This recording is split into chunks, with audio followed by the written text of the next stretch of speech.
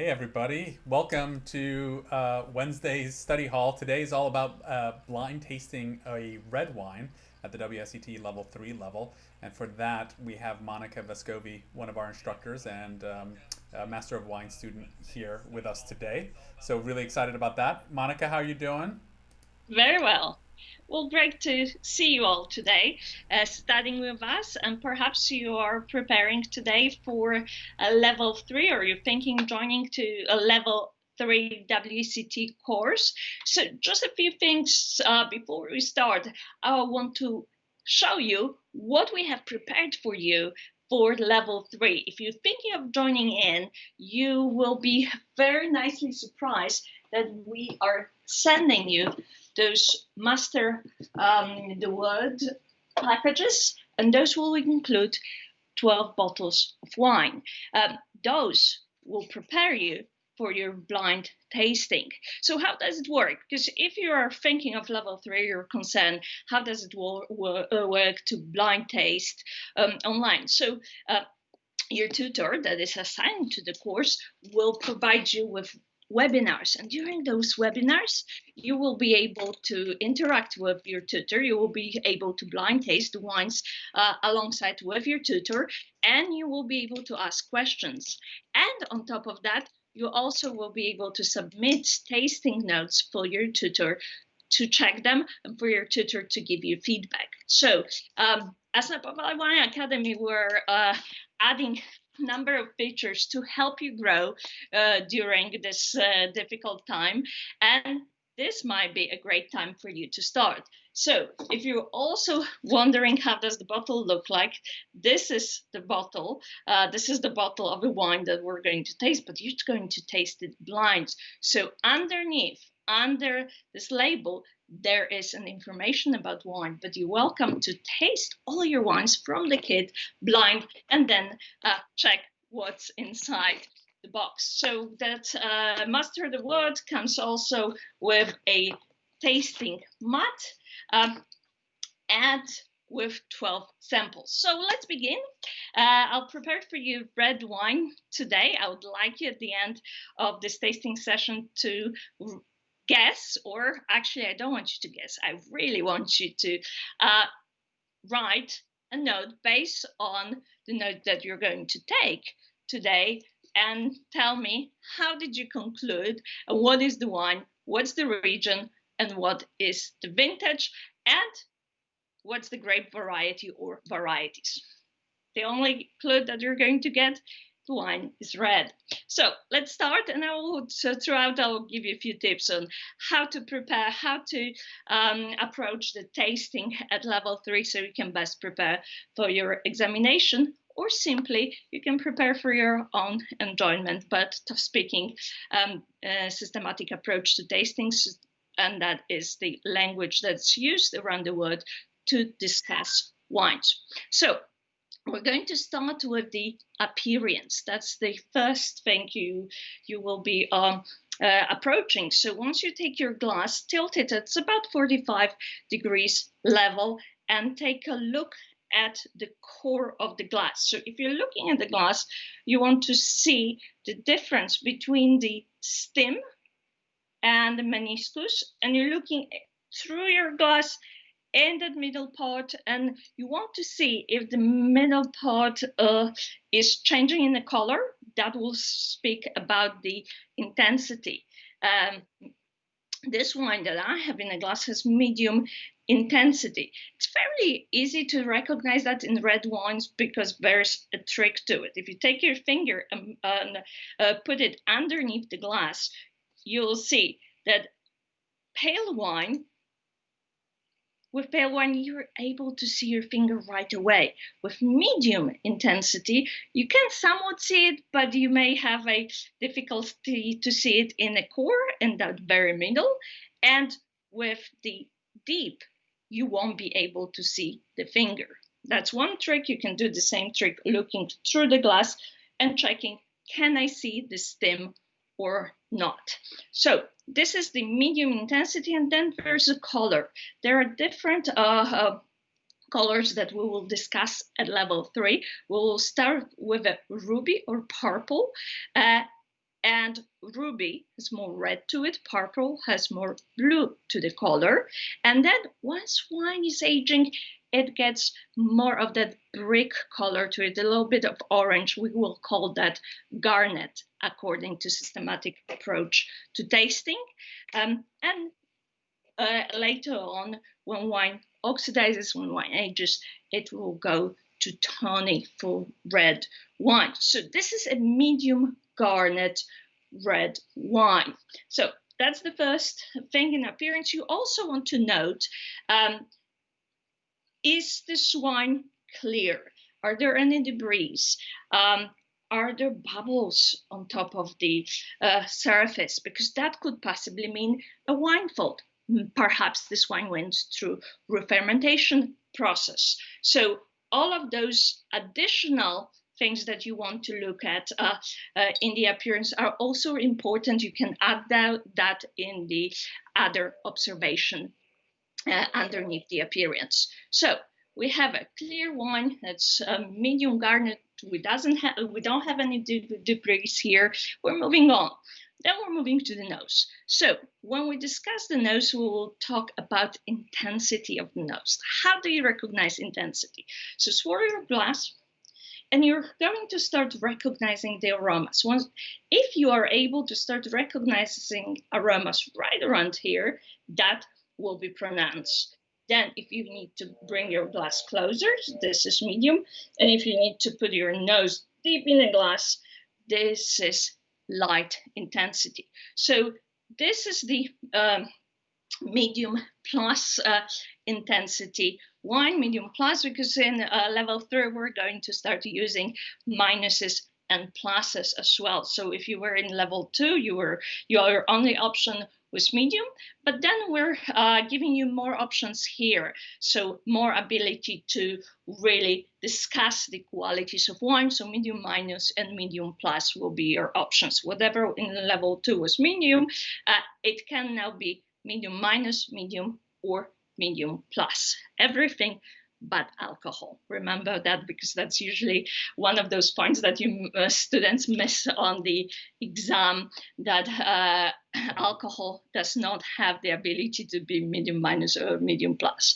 So we had the pronounced medium plus intensity, and from here we're going to aromas. So once you swallow a glass, you have quite a few of the aromas of black fruit, black currant,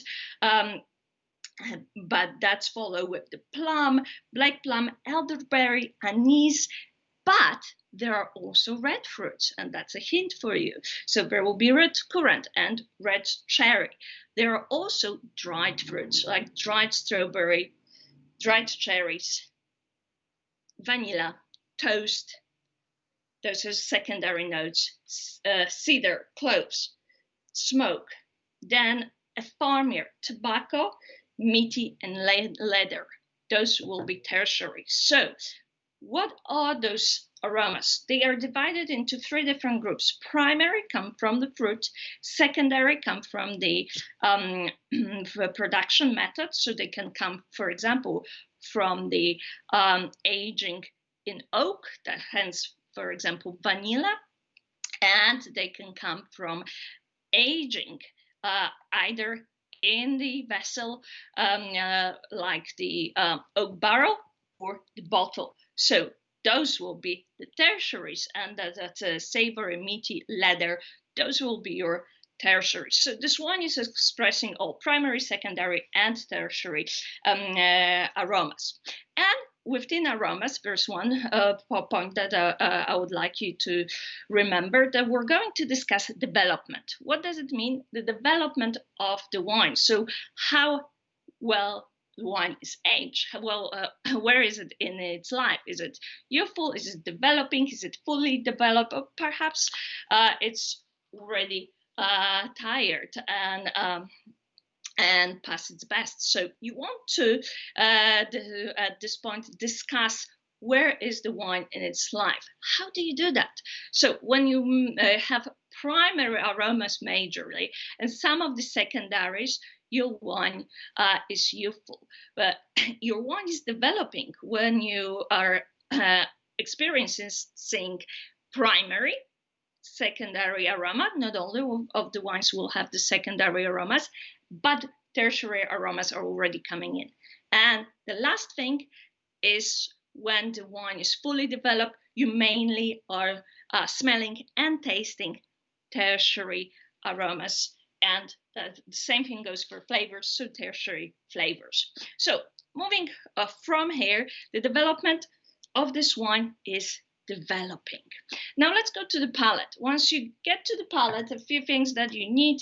You do need a spittoon and you do need a glass of water. Please do use the spittoon, because once you learn that notion of spitting the wine, you will be able to become a better taster. The best way to taste is also to focus in the same spot at each time.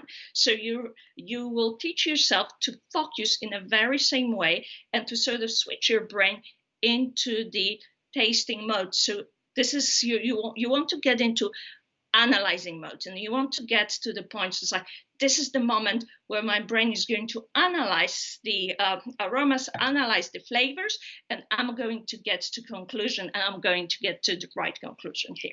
So let's taste it.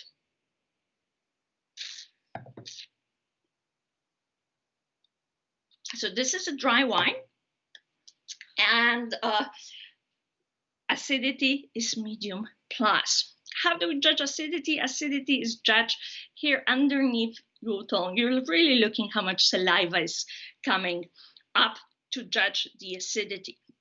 Then from here, you want to judge the tannins. Tannins, it's a mouth drying notion, whereas acidity is mouth watering notion. And it is easy in white wines to recognize acidity. But once you get to red wines, the acidity and tannins play an equal role. So you sort of want to put a head on. First of all, you put a head on for acidity and you focus only on saliva. Then you only focus on the dry notion, the notion of the drying your mouth when you're discussing tannins. Very important thing to understand the differences, because they will overall influence the style of wine and how you're going to taste the wines. But once you master that, it takes some time and it takes a lot of practice. And the best way to practice is to take several wines with different levels of tannins, different levels of acidity, and compare. And then you will find your own spot for acidity, your own spot for tannins, and you will be able to correctly discuss them. So do that exercise if you're still having troubles with recognizing correct levels of acidity and tannins. So tannins is the drying notion, and this tannins in this wine is also medium plus. And then we're moving to alcohol. Alcohol is the burning sensation. Most of the wine in the world today, they will be in medium alcohol. So between 11 and 13.9% of alcohol. But in warmer climatic conditions, we will be expecting higher levels of alcohol, above 14. And in cooler climatic conditions or in certain styles of wines, we'll be expecting lower levels of alcohol. So this is a high alcohol. This is right at 14.5. So then the next thing is body. How I like to think about the body, it's a combination of several factors that were discussed in structure. So if you look at the sweetness in wines is adding to the body. So the sweeter the wine, the fuller the body. The tannins is adding to the body as well. The one thing that actually takes away from the body is acidity. Acidity is that refreshing notion, and acidity, if it's high, it actually brings the body down. And you are looking also at intensity of flavors, and those intensity of flavors will be bringing the notion of body up as well. So this is a medium plus body wine. And the flavor intensity, once you look at the flavor intensity of aromas is very similar. For a lot of wines, it will be much alike, but it can be one off. So let's say in one wine, it can be medium plus, in others, it can be pronounced. In this case, it is medium plus. However, remember that you should never have the pronounced intensity of aromas and the light intensity on the palate. So that would make your tasting note inconsistent, and consistency is a key when it comes to getting to the right conclusion. So flavor flavor intensity, and the last thing that we're going to discuss is the flavors. And don't run away from flavors when it comes to level 3. Very often students already wrote aromas and they assume that they are the same as flavors, so they're not going to write. If you would do that at the exam, you would actually miss some points, 3 to be exact. So make sure that you're going to write those flavors as well.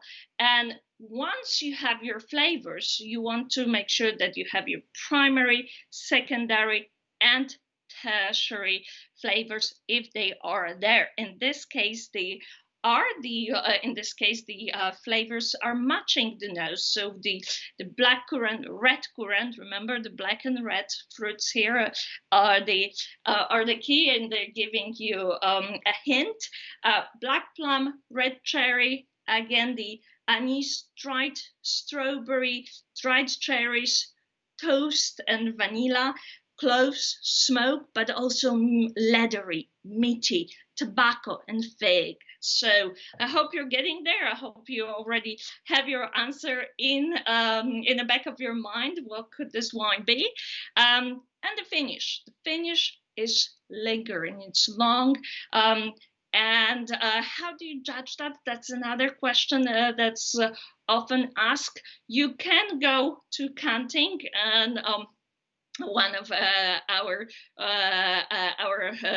tutors and the director of education, she always scans Mississippi. So 1 Mississippi, 2 Mississippi, and so on up to 5 for long. But really, it's up to you how you're going to define it. It's up to you how you're going to find that length. And it comes with a practice. Once you practice quite a bit and do the comparative tasting, you will be able to correctly find correct finish. So a long finish. And the last thing, last but very important, at the conclusion, you don't only want to state, oh, this is a good, very good, or outstanding wine. You have to prove your point. And how do you do that? You use what we call BLIC, balance, length, intensity, complexity. We came up with this fairly simple system at level 3 to give you an idea how to count it. So you can give it a point for each one of the points of BLIC. So for balance, length, intensity, and complexity, you have 4 points. 4 points is outstanding. 3, it's very good. 2, it's good. 1 is acceptable. So with that, fairly easily, once you go back and look at your note, you can analyze it and say, this is the conclusion, and this is an outstanding wine. So that would be conclusion in this case. And the last thing is the readiness for drinking and potential for aging. So this wine is ready to drink now, but it has potential for aging. So now, knowing that, what is this wine? So we have a red wine. You put your head on, think of, is this a wine from the newer world or old world? Ask yourself a question. And, it's a medium garnet, you know that it has a pronounced intensity that can go to medium plus. There's actually one very important thing to understand with WSET level 3, that there are two options for some of your choices. You can only make one choice at your exams, but as tutors, we will be able to give you two options for some of the structural components, only two per wine, but it may be your note and your neighbor's note may be correct in the same way, as long as you don't say this is a medium plus too pronounced. It has to be either or, and that will give you a point. So the notes of black currant, red cherry, black plum, elderberry, anise, dried strawberry, dried cherries, vanilla toast, clove smoke, charred wood, tobacco, meaty, and leather. Developing dry with medium plus acidity, medium plus tannins, high alcohol. Body is medium plus. Flavors intensity are again between pronounced and medium plus, and very similar flavor characteristics from primary, secondary, and tertiary, long finish, and outstanding quality with ability to age. Where are we? Okay, so please write your note underneath, and we will reveal the wine in just a moment. Okay, so we have some guesses coming in. I can share those with you. I put some of them up on the screen already. Chris, I cannot hear you. Let's try this. You should be able to hear me now. Okay, so we have some guesses that came in while you were talking. One was Cabernet Franc from Chinon 2017. Someone else said probably Reserva Rioja or Gran Reserva. Someone else was much more specific and said Gran Reserva Rioja 2010. And then we have a guess for Shiraz New World. Some good guesses. Went with Rioja Reserva, you're spot on. This is actually a 2014 Rioja Reserva. It already went to garnet, so you could still have a ruby in 14 that might lead you to 2010.